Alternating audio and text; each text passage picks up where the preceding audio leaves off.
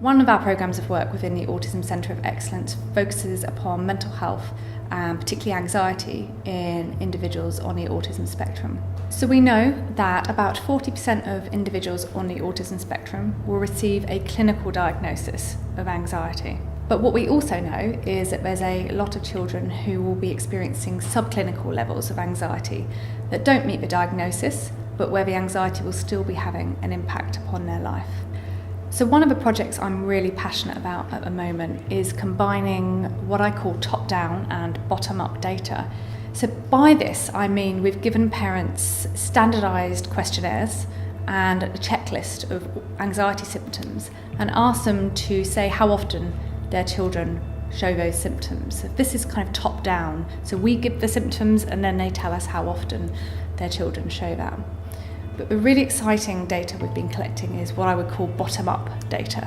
So that's where we say to the parents, just tell us what anxiety looks like in your child.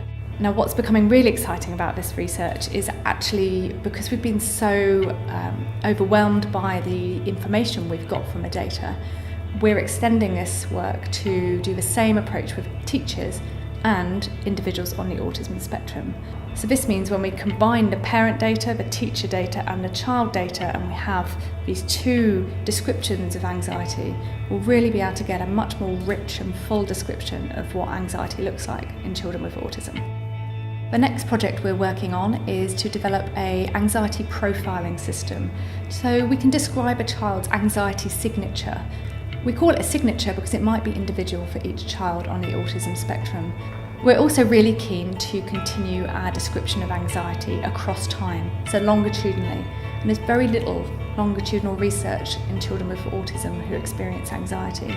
This means we don't know at the moment whether these symptoms of anxiety will stay the same with age or whether they'll change as they go across different educational settings and have different supports available to them.